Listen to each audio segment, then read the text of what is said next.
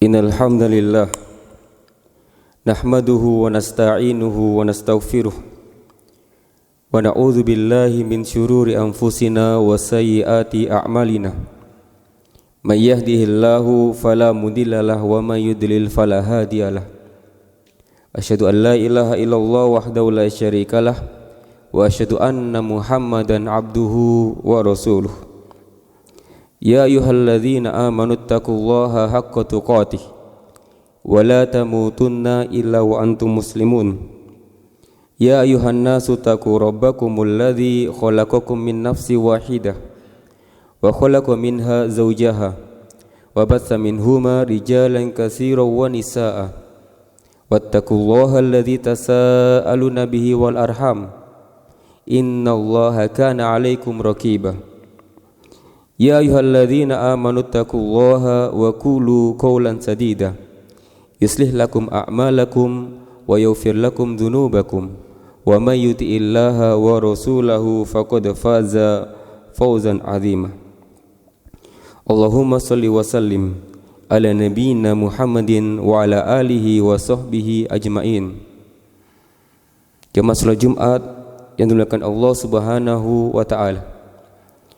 Marilah dalam kesempatan yang mulia ini kita tingkatkan kualitas ketakwaan kita kepada Allah Subhanahu wa taala dengan mengerjakan segala perintah Allah Subhanahu wa taala dan meninggalkan segala larangannya. Dan di hari yang mulia ini marilah kita memperbanyak sholawat dan salam kita kepada Rasulullah sallallahu alaihi wasallam. Jemaah salat Jumat yang dimuliakan Allah Subhanahu wa taala. Di antara doa yang sering dipanjatkan oleh Nabi Muhammad sallallahu alaihi wasallam adalah sebuah doa yang diriwayatkan oleh Imam Tirmizi, Imam Abu Dawud dari sahabat Abdullah ibnu Amr. Adalah doa yang isinya meminta perlindungan kepada Allah Subhanahu wa taala dari 4 macam keburukan. Yaitu doa tersebut yaitu doa yang berbunyi Allahumma inni a'udzubika min qalbin la yakhsha wa min du'ain la yusma wa min nafsin la tashba wa min ilmin la yunfa wa a'udzubika min haula'il arba. Sebuah doa yang dilantunkan oleh Rasulullah sallallahu alaihi wasallam di mana beliau berlindung kepada Allah Subhanahu wa taala dari 4 macam keburukan. Yang pertama adalah beliau berlindung dari hati yang tidak pernah khusyuk. Yang kedua berlindung dari doa yang didengarkan oleh Allah Subhanahu wa taala. Yang ketiga adalah dari nafsu yang tidak pernah puas. Dan yang keempat berlindung kepada Allah Subhanahu wa taala, berlindung dari ilmu yang tidak bermanfaat. Jamaah salat Jumat yang dimuliakan Allah Subhanahu wa taala. Jika kita kaji dari 4 macam yang menjadi isi dari doa tersebut, yang pertama adalah ketika Rasulullah sallallahu alaihi wasallam berlindung kepada Allah Subhanahu wa taala dari hati yang tidak pernah merasakan kesusukan. Jemaah rahimakumullah. Sebagaimana kita ketahui, hati dalam tubuh manusia adalah ibarat seorang raja. Kemana tubuh bergerak, kemana kaki melangkah, semua itu bergantung pada keinginan hati. Maka jika hatinya baik, maka tubuh akan diarahkan kepada kebaikan. Dan jika hatinya buruk, maka tubuh akan diarahkan kepada keburukan. Oleh karenanya Nabi Muhammad SAW sangat menyadari akan peran yang luar biasa dari fungsi hati, sehingga beliau meminta perlindungan kepada Allah Subhanahu wa taala dari hati yang tidak pernah merasakan khusyuk, yaitu ketika hati tidak pernah merasakan kenikmatan dalam beribadah kepada Allah Subhanahu wa taala. Sebagaimana firman Allah Subhanahu wa taala dalam surat Az-Zumar. Allah Subhanahu wa taala berfirman, "Fawailul lil qasiyati qulubuhum min dzikrillah ulaika hum fi dhalalim mubin." Maka celakalah mereka yang hatinya telah membatu untuk mengingat Allah Subhanahu wa taala, mereka itulah dalam keadaan kesesatan yang nyata. Kaum muslimin, jamaah salat Jumat yang dimuliakan Allah Subhanahu wa taala, di antara penyebab hati menjadi keras adalah karena terlalu banyaknya menempel pada hati itu noda-noda dosa, kemaksiatan, sehingga cahaya keimanan, cahaya hidayah Islam sulit untuk menempel dan tampak dalam hati tersebut. Maka sungguh benar apa yang disampaikan oleh sahabat Utsman ibnu Affan radhiyallahu anhu, di mana beliau mengatakan, seandainya hati kita bersih dari noda-noda dosa, kita tidak akan pernah merasa kenyang dari membaca Al-Quran. Kaum muslimin, jamaah salat Jumat yang dimuliakan Allah Subhanahu wa taala, sehingga cara untuk membersihkan hati yang kotor tersebut dengan cara kembali kepada Allah Subhanahu wa taala, senantiasa memperbaharui taubat, memperbanyak istighfar, memperbanyak amal soleh, serta menjauhi perkara-perkara yang dilarang oleh Allah Subhanahu wa taala. Jamaah salat Jumat yang dimuliakan Allah Subhanahu wa taala, kemudian keburukan kedua yang Rasulullah SAW berlindung kepada Allah Subhanahu wa taala, yaitu beliau berlindung dari doa yang tidak didengar. Yang dimaksud dengan doa yang tidak didengar dalam doa tersebut yaitu sebagaimana penjelasan dari Syekhul Islam Ibnu Taimiyah, yang dimaksud dari doa yang tidak didengar adalah doa yang tidak dikabulkan oleh Allah Subhanahu wa taala.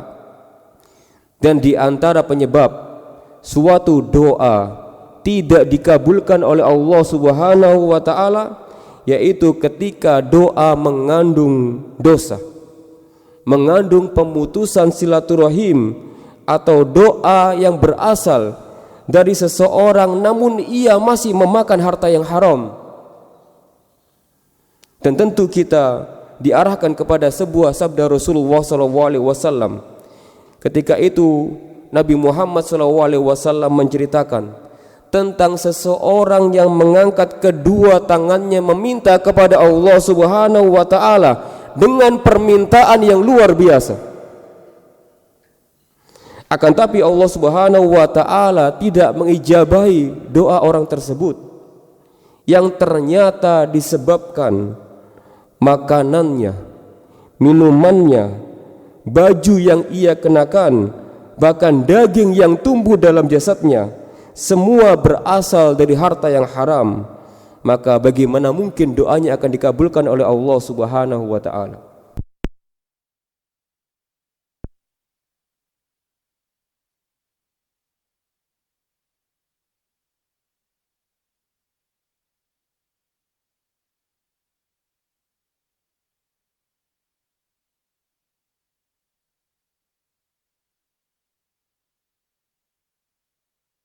Pernah puas. Dan penjelasan yang terbaik dalam masalah tersebut adalah apa yang dikatakan oleh Imam As-Suyuti ketika beliau menjelaskan makna nafsu yang tidak pernah puas. Beliau mengatakan yaitu doa meminta perlindungan dari sifat rakus, dari sifat tamak, dari rasa jahat dan keterikatan nafsu pada angan-angan yang jauh. Maka kaum muslimin, jamaah salat Jumat yang dimuliakan Allah Subhanahu wa taala, tidak mengherankan apabila seseorang memiliki sifat ini, sifat yang tidak pernah puas, tidak pernah merasa cukup, penuh dengan ketamakan, keserakahan, maka ia tidak akan pernah bisa menerima apa yang diberikan oleh Allah Subhanahu wa taala. Nafsunya senantiasa menuntut untuk lebih dan lebih, yang dampaknya akhirnya tumbuh dalam jiwanya perasaan culas dan rakus. Nabi Muhammad SAW beliau mengingatkan kita dalam sebuah hadis yang diriwayatkan oleh Al-Hakim, dan hadis ini disepakati oleh Az-Zahabi, di mana beliau sallallahu alaihi wasallam bersabda, manhumani la yashba'an. Ada dua orang yang tidak pernah merasakan puas. Lalu beliau menyebutkan yang pertama adalah talibul ilmin, seseorang yang menuntut ilmu agama.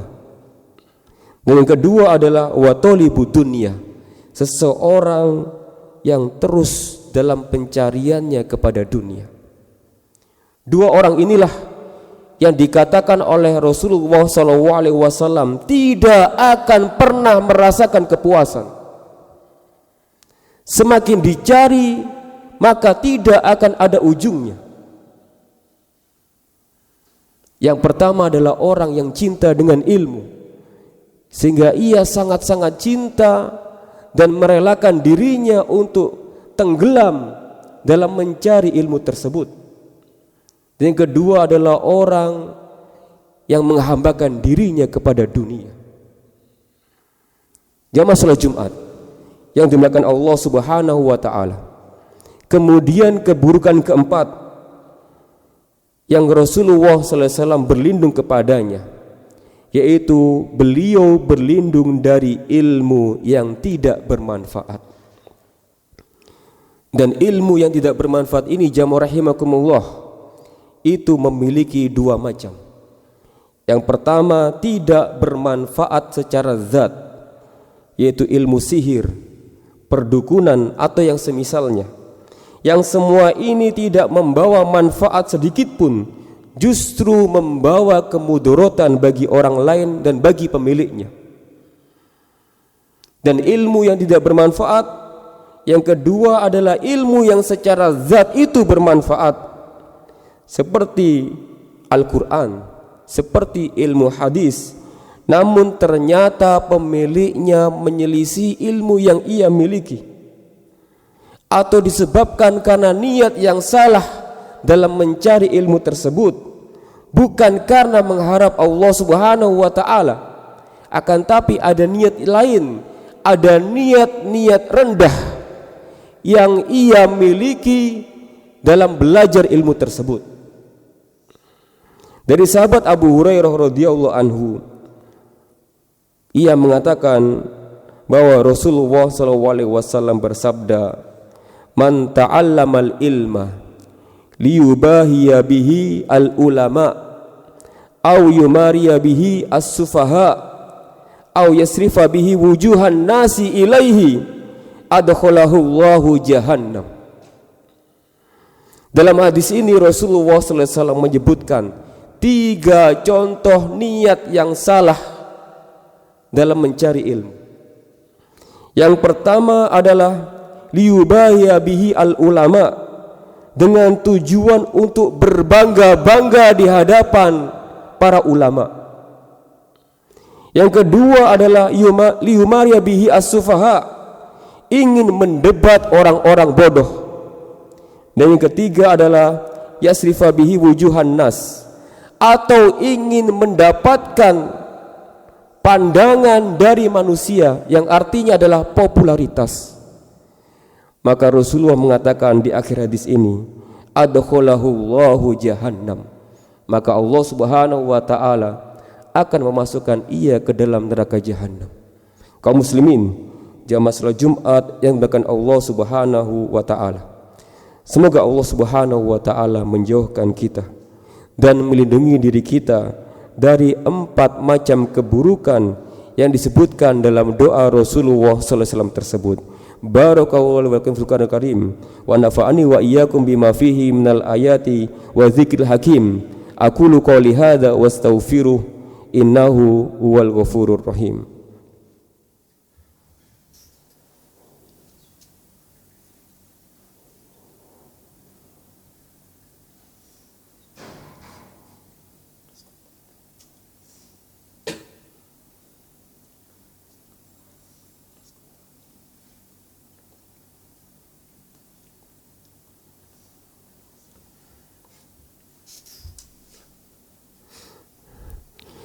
Alhamdulillah, alhamdulillahi wassalatu wassalamu ala rasulillah wa ala alihi wa sahbihi wa man walah. Ayul hadirun, usikum wa nafsi bitaqwallahi azza wa jal la'allakum tuflihun. Kaum muslimin, jamaah salat Jumat yang dimuliakan Allah Subhanahu wa taala, tidak henti-hentinya khatib mewasiatkan untuk jamaah dan utamanya untuk pribadi, senantiasa kita tingkatkan kualitas ketakwaan kita kepada Allah Subhanahu wa taala. Dan di hari Jumat ini marilah kita memperbanyak solawat dan salam kita kepada Rasulullah sallallahu alaihi wasallam. Kaum muslimin yang dimuliakan Allah Subhanahu wa taala, dari doa Rasulullah sallallahu alaihi wasallam tersebut menunjukkan kepada kita tanpa Allah Subhanahu wa taala tidak memiliki kekuatan apapun. Dan itu ditunjukkan oleh Rasulullah sallallahu alaihi wasallam, manusia terbaik sepanjang masa, manusia yang paling dekat kepada Allah Subhanahu wa taala. Akan tapi beliau tidak pernah berhenti berdoa kepada Allah Subhanahu wa taala, dan menunjukkan kepada kita beliau memberikan teladan bagaimana caranya menghamba kepada Allah Subhanahu wa taala dengan cara tadarruk, merendahkan diri dengan posisi yang selayaknya bahwa kita adalah seorang hamba, bahwa kita tanpa adanya pertolongan dari Allah Subhanahu wa taala pastilah kita akan binasa. Sehingga Rasulullah berlindung kepada Allah Subhanahu wa taala dari hati yang tidak pernah khusyuk, dari doa yang tidak diijabah oleh Allah Subhanahu wa taala, dari perasaan yang tidak pernah puas, dan dari ilmu yang tidak bermanfaat.